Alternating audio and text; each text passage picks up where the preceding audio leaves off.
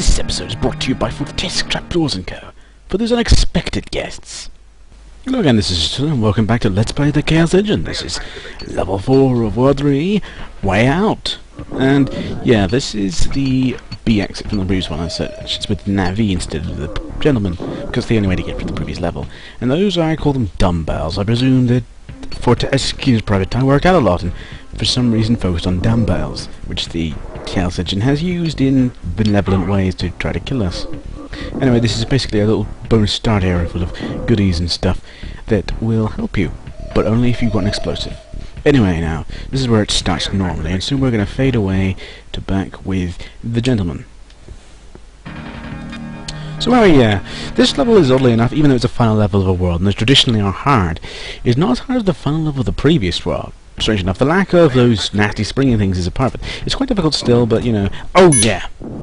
Psychic Death Count number 3. Unfortunately, I won't go into that bit more because so much stuff is happening. Those dumbbells again, but fighting them is different. But you know, that block you took out and made the stairs appear. If you take that, yeah, it does make the stairs, but also this bit over here makes that unlocked. Now, that key you grabbed lets him get into a special area, which I'll show later on. But anyway, dumbbells are nasty to fight because they move erratically. But there is a certain pattern to it. They basically move around the edges and they occasionally swing across elsewhere.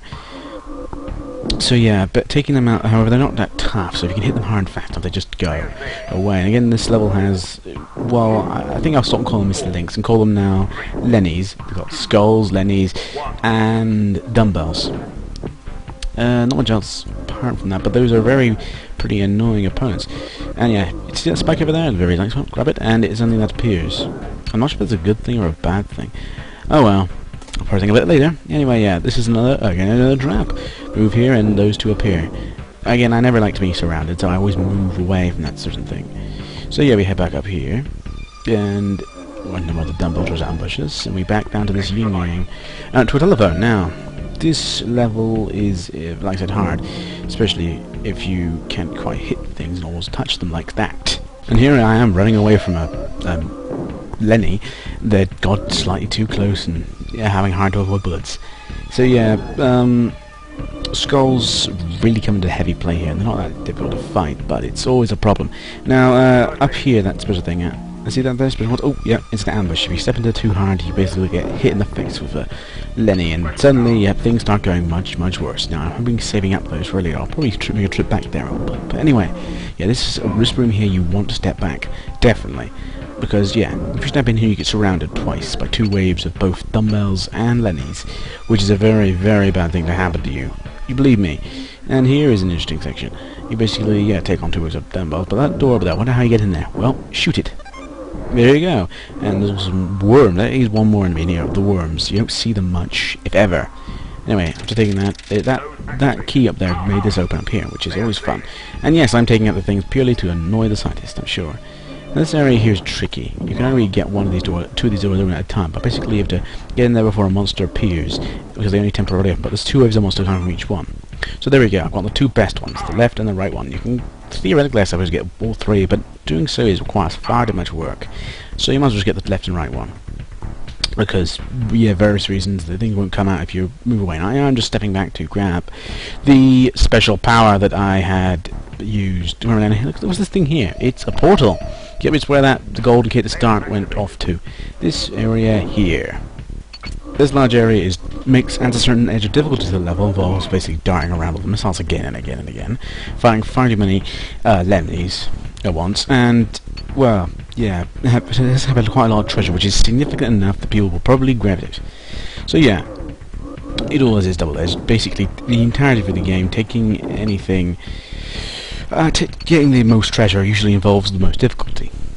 Because this game likes to punish you actually getting money. Of course, the money does make it easier, so it kind of balances out in the end.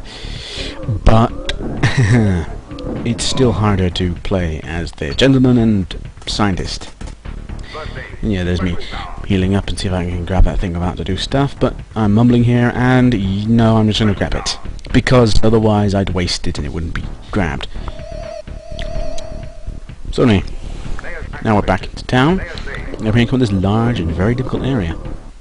Lots of dumbbells, lots of wall skulls, and lots of Lennies.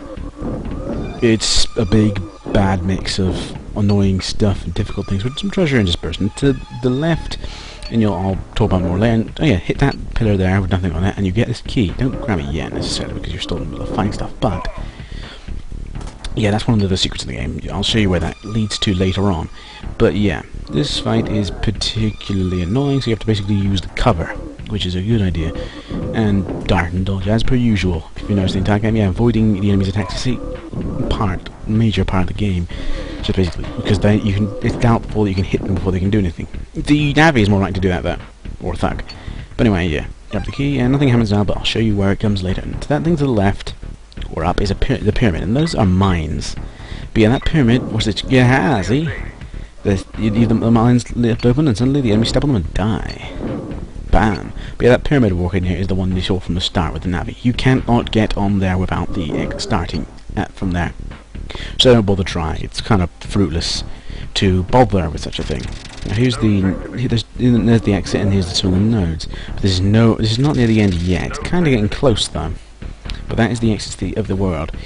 Now you head down here. We're fighting in very tight quarters. More dumbbells.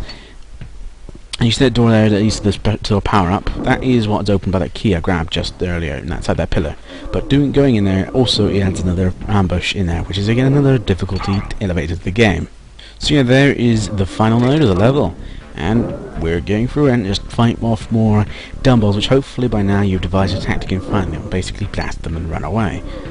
They're really hard to stop if they hit you in time and deal a significant amount of damage. I managed to avoid this level. Anyway, there's the end of the level. Ta-da-da-da-da-da. Yeah. Anyway, there's more than enough at the moment. We're just going to the level screen and in the shop for the end of the world. Now, complete training is... I'm just going to complete training if I recall correctly, because it's useful enough to just go bloody blah blah blah. Correct. Complete training is usually normal. I mean, I might pick up health if I'm really desperate, but there's nothing to really grab now. I think I have completed everything that the gentleman possibly can complete. So he's maxed out. The scientist on the other hand hasn't. Because you see the orange bits are bits that you can buy, and the blue bits are the bits you can get to. So once that's done, entirely green, you're done. That's it. You've won. Well, no, your character's the best the boss can be in that section. Then you might as well just either grab special power uses or extra lives. Anyway, next world will be the cellars, next level will be sewer. You can use the password if you want to. Not that it may be well be gone by now, but oh well. Anyway, yeah, this was AttillaSA. That was the Chaos Engine. That was Fortescue Engine. Good night.